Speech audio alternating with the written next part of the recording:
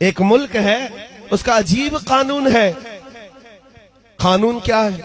वहां के लोग जो बादशाह बनाते हैं उनका नियम अलग है, दस्तूर अलग है। कैसे? सारे मुल्क के जो उस कंट्री के लोग हैं, वो उनके जो बड़े बड़े लोग हैं वो सरहद पर जाकर खड़े हो जाते हैं उनके साल की पहली तारीख पर। और जो बंदा उनकी सरहद में सबसे पहले दाखिल होता है फजर में, उसको ताज पहना देते, उसको बादशाह बना देते। बादशाह बना देते, उसको लेकर के आते हैं, लेकिन उसको पहले बताते हैं कि साहब हमारे मुल्क का नियम है, जो हमारी कंट्री में सबसे पहले इस तारीख को आता है अजनबी, उनके गांव का नहीं, बाहर वाला, वो हमारा बादशाह होता है। और बादशाह पूछता है उसके बाद क्या करोगे? सबसे पहले वो बताते भी हैं कि साल भर तक बादशाह बनाएंगे, बस साल भर के बाद ये तारीख जो आज हमने ताजपोशी की है, जब आएगी हम जंगल में ले जाकर दरिंदों के पास छोड़ कर आएंगे। मंजूर है तो बादशाह बनो, छोड़ करके आएंगे, ये भी पक्की बात है। हमेशा का नहीं बनाएंगे, एक साल बस। कौन एक साल की हुकूमत को छोड़ता है? यहाँ 4 दिन का कारपोरेटर नहीं छोड़ता।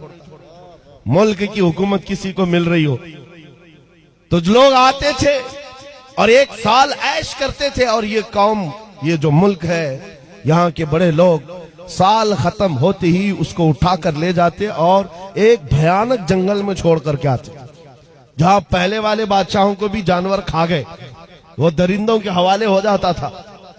इसी तरह एक साल आया, इनका बादशाह छोड़ करके आ गए, नया बादशाह इनको चाहिए था। बॉर्डर पर जाकर खड़े हो गए, रात भर सरहद। सुबह जैसी हुई, देखा जो सबसे पहले दाखिल हो रहा है वो एक आलिम रब्बानी था। लोगों ने कहा आ जाइए हमारे बादशाह सलामत। उन्होंने कहा ये कैसे अचानक बादशाह, मैं नया आ रहा हूं। कहा हमारे मुल्क का ये नियम है, जो सबसे पहले इस तारीख में दाखिल होता है हम ताज पहनाते हैं, बादशाह बनाते हैं। तो उन्होंने कहा, पूछा फिर क्या होता है? कहा सारे इख्तियारात आपके, जैसा चलाना है मुल्क को चलाइए, फौज आपकी, पुलिस आपकी, सारा डिपार्टमेंट आपका। कहा फिर क्या होगा? कहा साल भर के बाद हम जंगल में ले जाकर छोड़ देंगे। साल खत्म होने के बाद बादशाह भी गई, मंजूर है तो आप बनिए, नहीं तो फिर दूसरे का इंतजार करेंगे। उस आलिम रब्बानी ने कहा मंजूर है, बन जाता हूं। ताज पहनाया, बादशाह बनाया और बड़े धूमधाम से उसको लाया और तख्त पर बिठाया और सारे कर्रों पर और शान के साथ फौज भी, वजारत भी, सब बट गई। सारी चाबियां खजाने की नए बादशाह के हाथ में। लेकिन ये नया बादशाह जो आया, इसने क्या किया? सबसे पहले दूसरे ही दिन कहा सारे मेरे बड़े वजीर सामने आ जाए। जब आए तो कहा मेरी ख्वाहिश है कि मैं वो जंगल देखना चाहता हूं जहां तुम छोड़ कर आते हो। साल भर के बाद जहां छोड़ करके आते हो वो जंगल मुझे पहले दिखाओ। बादशाह की ख्वाहिश है, एहतराम करना है, जो बादशाह कहेगा उस पर अमल करना है। ले गए लोग, जाकर के देखा इस बादशाह ने तो भयानक जंगल था, बहुत सख्त तरीन जंगल है, कांटे भरा हुआ जंगल, और पुराने बादशाहों की खोपड़ियां, हड्डियां पड़ी हुई हैं, दरिंदों की आवाजें आ रही। बादशाह वापस आया। आने के बाद उसने रात को बड़े बड़ी जो वजारतें थी, डिपार्टमेंट थे, उनको बुलाया और कहा मेरे महल से लेकर उस जंगल तक एक खूबसूरत रास्ता बनाओ। 2 महीने तक खाली रास्ता ही बनता रहा। और जब खूबसूरत रास्ता बन गया तो फिर बादशाह ने बुलाया वजीरों को, कहा उस जंगल में जितने कांटे के झाड़ियां हैं सबको खत्म करो, जितनी हड्डियां पड़ी हैं सबको निकालो। 2 महीने तक वो भी सफाई करता रहा। उसके बाद फिर 4 महीने गुजर गए तो बादशाह ने कहा यहाँ पर फूलों के दरख्त उगाए जाएं, खुशबूदार पौधे बसाए जाएं, और वो भी कर दिए गए। फिर बादशाह ने कहा मेरी ख्वाहिश है कि यहाँ एक अच्छा महल बनाया जाए। अच्छा महल, वो भी 2 महीने में महल भी तैयार। बादशाह ने कहा मेरी ख्वाहिश है कि यहाँ एक नाला बहाया जाए, यानी एक हाउस बनाया जाए, महल के अतराफ बागीचा लगाया गया, फूल पौधे सारी चीजें। ये बादशाह कुछ किया ही नहीं, साल भर वो महल ही बनाता रहा। जहां ये लोग छोड़ के आने वाले थे उसको बदल ही डाला, रास्ता भी अच्छा, महल भी खूबसूरत, सब कुछ बनाया। अभी 8 दिन बाकी थे, रोज इंतजार कर रहा था कि कब साल खत्म होगा, मैं जाऊंगा, छोड़ करके आएंगे। छोड़ करके आएंगे तो अच्छा ही है, जो साल भर किया था इसने। साल खत्म होने के बाद जो डेट आई नए बादशाह के इंतखाब की, कोई आ ही नहीं रहा।